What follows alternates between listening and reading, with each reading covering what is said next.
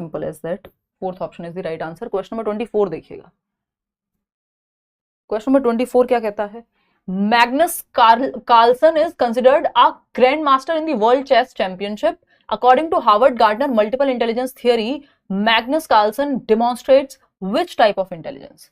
यानी Magnus Carlsen जो है एक चेस चैंपियन है, तो उनके अंदर गार्डनर के अनुसार 8 प्रकार में से कौन से प्रकार की बुद्धि पाई जाएगी या किस रूप में वो इंटेलिजेंट कहे जाएंगे? तो चेस में लगती है लॉजिकल एबिलिटी, है ना। तो अगर हम तर्क की बात करें, लॉजिक की बात करें, तो लॉजिको मैथमेटिको इंटेलिजेंस यहाँ पे लगेगी। Visual intelligence, kinaesthetic, logical, mathematical सबसे ज्यादा लगेगी, है ना। विजुअल भी वहां कुछ हद तक इस्तेमाल होती है, पैटर्न है एंड ऑल, बट लॉजिको मैथमेटिको सबसे ज्यादा इस्तेमाल होगी यहाँ पे। आगे बढ़ेंगे, क्वेश्चन नंबर देखना 25। दो सवाल और हैं इसके बाद। It is the consciousness of one's own desires, emotions and motives. People high on this ability have deep understanding of their identity, human existence and meaning of life. ये क्वेश्चन रिपीट हो गया, I think. By reading the above statement, this type of intelligence is. किस प्रकार की intelligence है ये? Special है, inter है, इंट्रा है? ये अच्छा है, लेकिन बताओ एक बार, किसकी बात हो रही है? खुद की ओन डिजायर, खुद की इच्छाएं, मुझे क्या पसंद है, आपके इमोशंस, आपको कब खराब महसूस होता है, कब अच्छा, आपका मोटिव क्या है, क्या करना है आपको लाइफ में, है ना। पर्पस, अंडरस्टैंडिंग, आइडेंटिटी, ये सब, मीनिंग ऑफ लाइफ, ये इंट्रापर्सनल में है। क्योंकि किसकी बात हो रही है? मीनिंग ऑफ लाइफ की, वंस ओन डिजायर्स, खुद की। दूसरे अदर्स लिखा होता तो आंसर हो जाता इंटरपर्सनल या पारस्परिक बुद्धि। ये अंतःवैयक्तिक है, इंट्रापर्सनल है, ठीक है। इसको इंग्लिश में प्लीज ध्यान रखिएगा, नहीं तो गड़बड़ हो जाएगी। क्वेश्चन नंबर 26 देखिएगा, फटाफट से देखिएगा। एमएफ, क्वेश्चन नंबर 26 है, MF Husain was an Indian artist known for executing bold, vibrantly coloured narrative paintings in a modified cubist style. As per Howard Gardner's theory of multiple intelligence, M.F. Hussain demonstrates which type of intelligence? यानी M.F. Hussain एक भारतीय कलाकार थे जो संशोधित cubist शैली में painting की एक शैली है ना। मुझे भी इतना ही पता है इसके बारे में जितना आपको, किसी को पता हो स्पेशली तो बात अलग है ना। अभी रिसेंटली मैंने एक पेंटिंग देखी M.F. हुसैन की, पहली बार। हमारी एक फ्रेंड है बानी, उन्होंने दिखाई और उन्होंने बताया कि जो है बहुत अर्दी कलर्स यूज करते हैं, इसकी 5 विशेषताएं और बताई। तो मैंने, हमने तो एग्जाम्पल ही दिया था, देखी पहली बार है, एक जगह हम गए हुए थे, वहां लगी हुई थी। तो इतने आर्टिस्ट तो हम लोग हैं नहीं, तो अब जितना ये वाली स्टाइल के बारे में जितना आपको पता है उतना ही मुझे पता था, लेकिन इनमें इंटेलिजेंस कौन सी है ये हम पहचान लेंगे, इतनी बात पक्की है। बताओ फटाफट से, एमएफ हुसैन किस प्रकार की बुद्धि का प्रदर्शन करते हैं ये पहचानना। एक प्रकार की, एक बहुत ही मतलब फेमस पेंटर है, ये हमें पता है, या थे, अब तो नहीं है।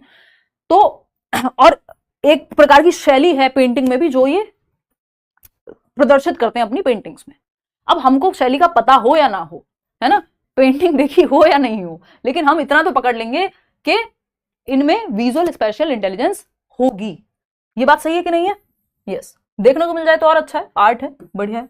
दृश्य स्थानिक, विजुअल स्पेशल, क्यों? क्योंकि वो इमेजिन कर पा रहे हैं, विजुअली विजुअलाइज कर पा रहे हैं इमेजेस को, उस तरह से फिर वो क्रिएट भी कर पा रहे हैं। सुंदर पेंटिंग थी काफी, है ना, अच्छा लगा देख करके आंखों को।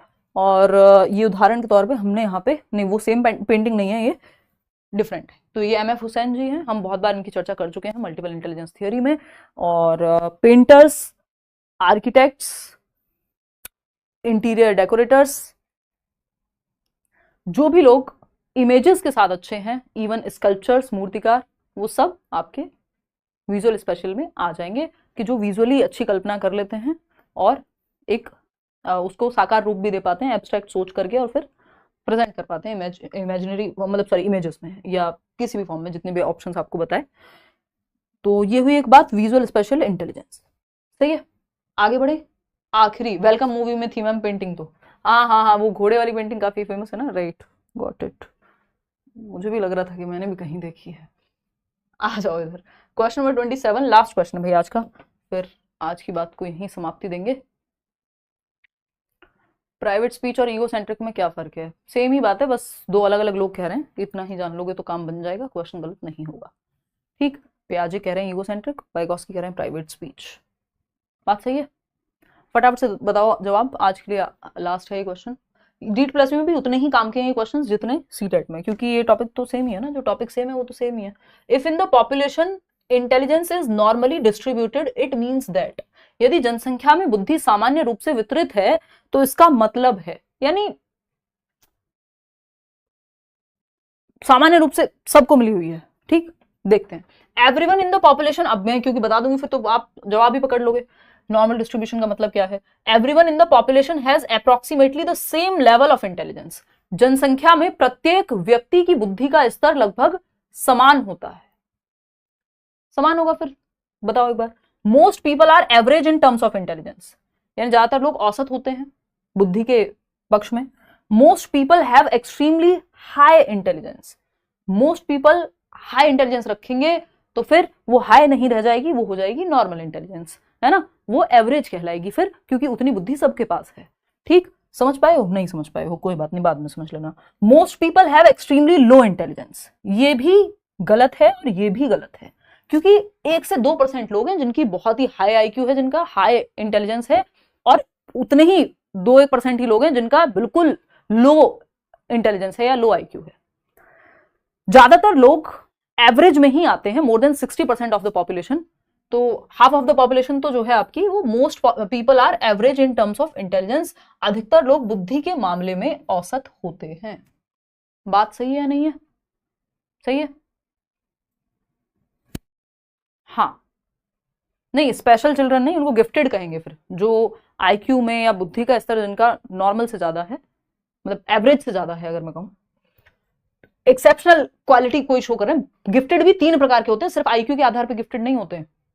तो most people are average in terms of intelligence. अगर नॉर्मल डिस्ट्रीब्यूशन के हिसाब से देखेंगे, जो आपका एनपीसी है, एक नॉर्मल प्रोबेबिलिटी कर्व कहते हैं जिसको, तो उसी के अंदर ये बात होती है, बेल कर्व जैसा दिखता है, कि ज्यादातर लोग एवरेज आईक्यू रखते हैं अगर नॉर्मली डिस्ट्रीब्यूट करें तो, सेम लेवल ऑफ इंटेलिजेंस नहीं। आउट ऑफ 27 क्वेश्चंस कितना आपने ठीक किया वो आप बता दीजिएगा। पीडीएफ आपको हम दे देंगे इसका, ये आप टेलीग्राम से उठा सकते हैं। और आउट ऑफ 27 कितने क्वेश्चंस आपने ठीक किए वो भी आप बता सकते हैं। क्लियर है बात? चलिए आगे बढ़ते हैं। आगे क्या बढ़ेंगे, अगर आप बैच में चाहें तो एनरोल कर सकते हैं। सीडीपी में 30 मार्क्स का पूरा कवर करूंगी, बाकी अदर टीचर्स करेंगे। और notes, mock test, expected questions, NCERT note, summary, ये वो सब कुछ आपको बैच में मिल जाएगा। अभी ये जो प्राइसेस हैं इन पे अभी फर्दर डिस्काउंट है दशहरा तक, ऐसा बताया गया मुझे टीम के द्वारा। और आज के लिए इतना ही रखते हैं। कोई और विचार हो? अच्छा, 14th क्वेश्चन में किसी का डाउट था, मैं फटाफट से एक बार डिस्कस कर लेती हूँ। 14th question,